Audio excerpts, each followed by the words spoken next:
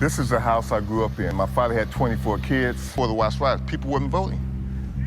You know, guys were not going to school. They were going to Vietnam and getting killed. From my house, you could see the smoke. Behind scenes reminiscent of war-torn cities. More than 100 square blocks were decimated by fire and looters, and few buildings were... My father, he got a television like in 1953, and he used to charge people to watch the fights for 25 cents. And he'd stick it in the window because nobody had TV in the neighborhood. Some people see a great deal of God in my body. They see Christ in me, a hope of glory.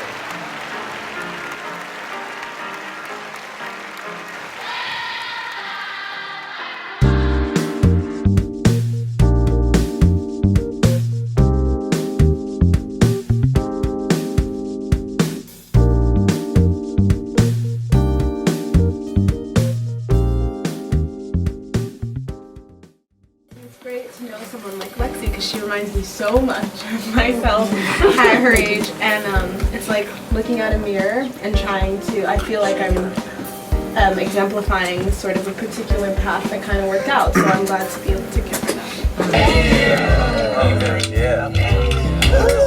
Just bring in the village. Bring in the village, and let's wrap our arms around our children, and that's what we've done.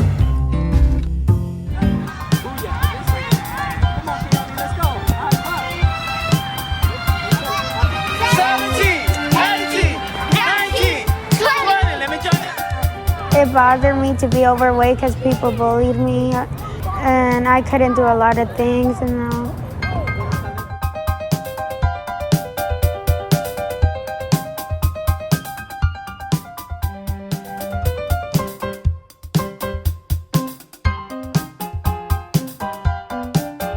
We start eating healthy, and I talked to her, you know, you can eat everything you want, but in a small amount.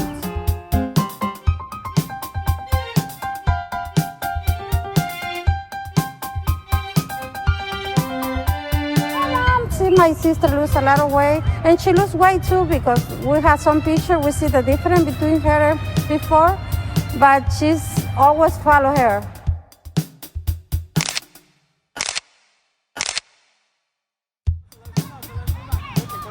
So she's so happy, and I'm so happy too because she's doing great.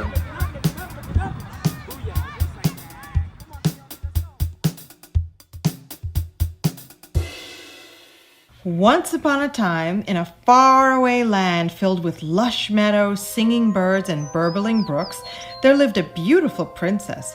A princess so beautiful and fair, in fact, that the evil witch ogre, or typical fairy tale bad guy, is determined to have her and lock her away in a castle surrounded by moats, thick forests, and huge monsters. That's where Prince Charming comes in. Yes. This brave, valiant, dashing figure is determined to rescue the princess with no regard for the danger it poses. He fearlessly climbs the mountain, fights the seven-headed serpent, slays the dragon, triumphs against the evil empire, and rescues the princess. And the two of them mount a splendid stallion and gallop off to the prince's magnificent kingdom, where everyone rejoices over the prince's safe return and welcomes the beautiful princess with open arms. The story ends with a splendid wedding to end all weddings.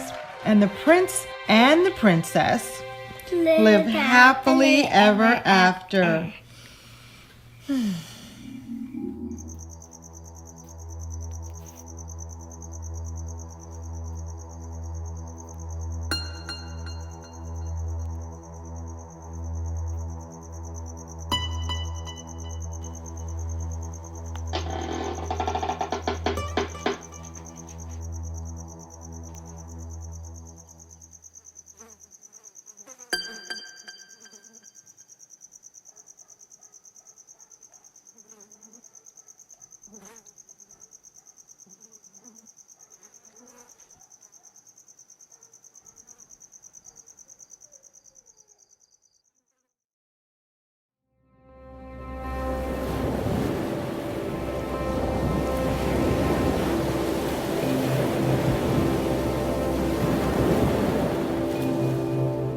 I thought it was over.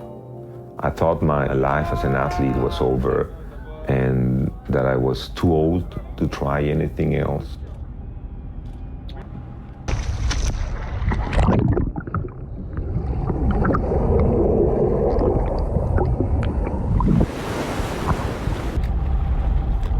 I'm from Mexico City. I lived almost all my life in Mexico. Then I spent about 20 years in the Mexican government working at Ministry of Trade, Finance, and Education.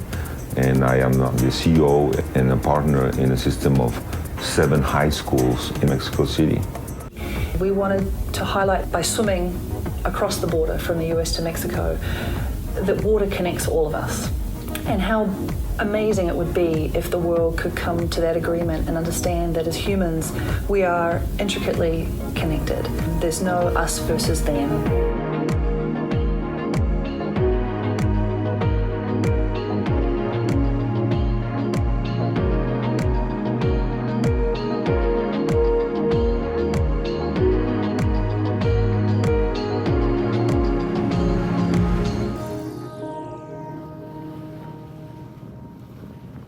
The water was very cold, it was getting dark.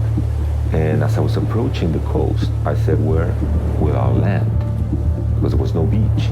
And to finish a swim, you have to be able to have the water at least below your waist and be still and raise your arm. So I tried to do that, and a wave came and I couldn't get myself in position. And I just looked and I see these big, massive stones. In that moment, I was very scared.